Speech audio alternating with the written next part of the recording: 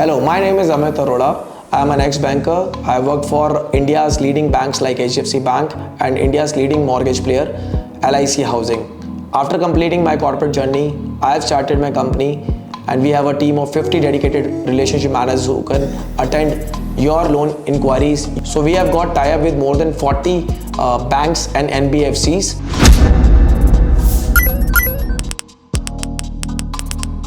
Regarding documentation, अगर आप एक सैलरीड कस्टमर है तो पैन, आधार, फोटो स्टैंडर्ड डॉक्यूमेंट्स है।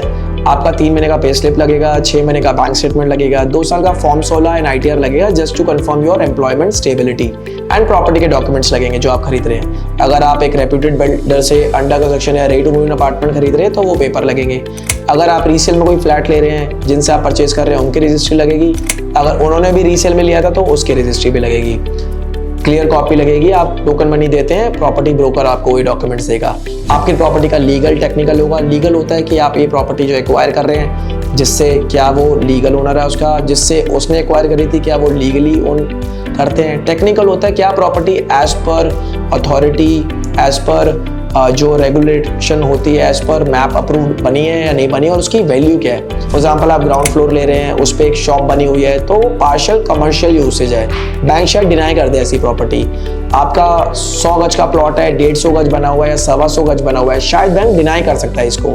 आपकी प्रॉपर्टी आपको लग रहा है 60 लाख की है बट शायद उसकी वैल्यू 50 लाख आए एज असेस्ड बाय बैंक, तो बैंक 50 लाख की वैल्यू पे आपको 80% का लोन देगा। इस तरह के डिस्कशंस के लिए हमारे आरम्स अवेलेबल है जो आपको गाइड कर देंगे how you can financially do the planning for buying the property, because there are several other cost also involve like renovation cost, like stamp duty cost, brokerage cost is there. अगर आप चंडीगढ़, बैंगलोर, महाराष्ट्र में है तो MOD charges भी लगते हैं जब आप लोन लेते हैं किसी फाइनेंशियल इंस्टीट्यूशन से। काफ़ी सारी चार्जेस होते हैं, उसके लिए आपको फाइनेंशियली और मेंटली प्रिपेयर होना पड़ेगा। 2-3 इंपॉर्टेंट चीज़ें बताया तो मैं आपको होम लोन के लिए। आपने सुना होगा कि होम लोन का रेट 8.5 से 9% है। It is for approve property. अगर आप DDA की प्रॉपर्टी लेते हैं, नोएडा अथॉरिटी की प्रॉपर्टी लेते हैं, MCD अप्रूव प्रॉपर्टी लेते हैं या कानपुर डेवलपमेंट अथॉरिटी की लेते हैं, लखनऊ के रहने वाले लखनऊ डेवलपमेंट अथॉरिटी की प्रॉपर्टी लेते हैं, बेसिकली आप एक अप्रूव प्रॉपर्टी लेते हैं तो 8.5 से 9% का रेट है for residential property. For commercial property it is 9.5%, for industrial property it is 10.5%। I am talking about approve property. अगर आपकी प्रॉपर्टी एक ऐसे एरिया में है जिसको हम कॉलोनी बोल सकते हैं, 50, 70, 75 गज की है प्रॉपर्टी, या अथॉरिटी से मैप अप्रूव नहीं है, नक्शा नहीं है मैप का। नक्शा ये नहीं कि आपने डिज़ाइन कैसे करा, उसका नक्शा अप्रूव भी होना चाहिए रेलेवेंट अथॉरिटी से। लाइक दिल्ली में MCD होता है, हरियाणा में हुडा होता है, पंजाब में पूडा होता है। अगर नक्शा नहीं है तो NBFC से लोन होगा आपका 9.25, 9.5, पौने 10% पे।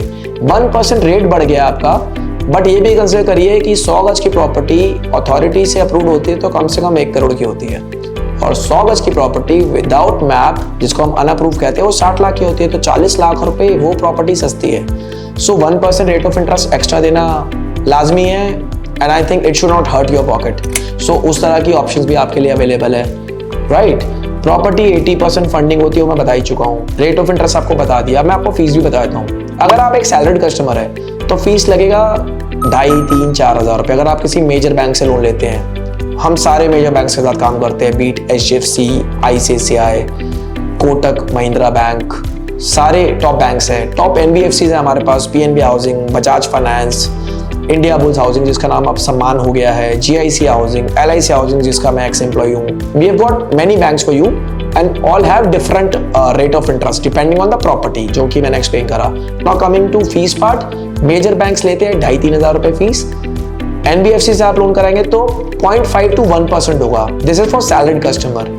कुछ बैंक्स लीगल और टेक्निकल करने के लिए 4 से 5 हज़ार रुपए चार्जेस भी लेते हैं वैल्यूएशन करने के लिए। अगर आप रेजिडेंशियल प्रॉपर्टी परचेज करने के लिए लोन देख रहे हैं, आप सेल्फ एम्प्लॉयड कस्टमर है तो 0.25% का फीस लेते हैं मेजर बैंक्स। एग्जांपल देता हूँ, 60 लाख का लोन है, 15,000 प्लस GST फीस लगेगी। अगर आप किसी NBFC से लोन ले रहे हैं because of your own paper work और योर प्रोफाइल, या आपको लोन ज़्यादा चाहिए या प्रॉपर्टी में कोई इशू है, सो उसमें फीस 0.5% to 1% होता है। 2%, 3% तक भी जाता है अगर प्रॉपर्टी में कुछ ज़्यादा इश्यूज हैं। So these are the charges and part payment, pre payment nil होता है इसमें। आप कभी भी लोन को चुका सकते हैं, RBI मैंडेट है। कुछ NBFCs नहीं मानती RBI को बिकॉज वो NHB से गाइडलाइंस फॉलो करती है। NHB is national housing bank, it is also subsidiary of RBI, it is for managing housing finance companies like PNB Housing, Bajaj Housing, Tata Housing, LIC Housing, GIC Housing. These are NHB is a institute for managing housing finance companies. ये भी important information आपको पता होना चाहिए. Part payment pre payment nil है, 12 साल से नील है. 2010 से मैं हाउसिंग फाइनेंस इंडस्ट्री में हूँ. 2011 या 12 का टाइम था जब part payment pre payment RBI ने वेव कर दिया था. आप कभी भी अपना पैसा चुका के अपनी प्रॉपर्टी फ्री करा सकते हो, अपना बैंक का लोन का लोड कम कर सकते हो एंड नेक्स्ट डे से अच्छे अमाउंट पे इंटरेस्ट लगेगा. So part payment pre payment nil है. आप 5-10 लाख रुपए एक्स्ट्रा लोन भी ले सकते हो. आपने सुना होगा 8.5, 9.5, 10% पे होम लोन मिलता है, राइट? अगर मैं आपको बताऊं आपके पास 1 करोड़ रुपए पड़ा है, 50 लाख रुपए पड़े हैं या 2 करोड़ रुपए पड़े हैं और आप कैश खरीदना चाहते हैं प्रॉपर्टी, और मैं आपको अगर फिर भी कहूँ कि आप होम लोन लीजिए, क्या आप बिलीव करेंगे मेरी बात? क्या आपको इस बातों में कोई सेंस या लॉजिक लगेगा? मैं आपको एक्सप्लेन कर देता हूँ. अगर आप सबसे कंजर्वेटिव जगह पे अपना ये पैसा लगाते हैं, फॉर एग्जांपल FD में, तो 50 लाख रुपए को डबल होने में जो 72 का रूल है, जो मैं अपनी नेक्स्ट वीडियो में एक्सप्लेन कर दूंगा या आप ऑनलाइन भी सर्च कर सकते हैं, तो 72 का रूल ये कहता है कि आपका 50 लाख रुपया 1 करोड़ हो जाएगा 10 साल में. करेक्ट? अगर आप FD में लगाते हैं, जो कि कंजर्वेटिव फाइनेंस ऑप्शंस है, आपका पैसा सेफ रहेगा. जो बैंक लिख के देगा उतना ही मिलेगा आपको. किसी मेजर बैंक में आप FD कराते हैं तो वही 1 करोड़ रुपए अगले 10 साल में 2 करोड़ रुपए हो जाएगा, क्योंकि वो 2x हो जाता है every 10 years. Now if you are taking a loan of 50 lakh rupees from bank, say at 8.5, 8.75 और 9%, ये वीडियो 20 साल बाद भी वैलिड होगी, बिकॉज 14 साल से यही रेट ऑफ इंटरेस्ट का रेंज है. ओके, 50 लाख का आप लोन लेते हो, 10 साल में आप देते हो 75 लाख वापस, 20 साल में आप देते हो 1 करोड़ वापस. पैरेलली आपने मेरी एडवाइस मान के आपने अपने पैसों से प्रॉपर्टी नहीं खरीदी थी, आपने उसको इन्वेस्ट कर दिया था mutual fund, SIP, LIC policy में नहीं, एक बैंक के सेफ FD में. 50 लाख रुपए का 1 करोड़ हो गया 10 साल में, 1 करोड़ का 2 करोड़ रुपया हो गया 20 साल में. 4x होता है FD और 2x देना आपने होम लोन. प्लस आपका रेंट पे रहते थे तो आपने अब रेंट नहीं दिया 20 साल. प्लस अगर आपने वो प्रॉपर्टी रेंट पे चढ़ा दी थी तो 20 साल आपने रेंटल इनकम कमाई है. देन आपने होम लोन के टैक्स बेनिफिट्स उठाए हैं, plus psychological benefit of owning another property. Asset create हुआ आपका, वर्ल्ड क्लास एसेट क्रिएशन, जिसमें सारे फाइनेंशियल गुरुज बोलते हैं प्रॉपर्टी में इन्वेस्ट करें, जिसमें रिचेस्ट लोग इन्वेस्ट करते हैं, सबसे ज्यादा सेफ बेट होती है. तो अगर आप होम लोन लेते हैं तो उसके सेवरल बेनिफिट्स हैं. नंबर 1, आपने अगर रेंट पे रहते तो आपका रेंट बचा 20 साल.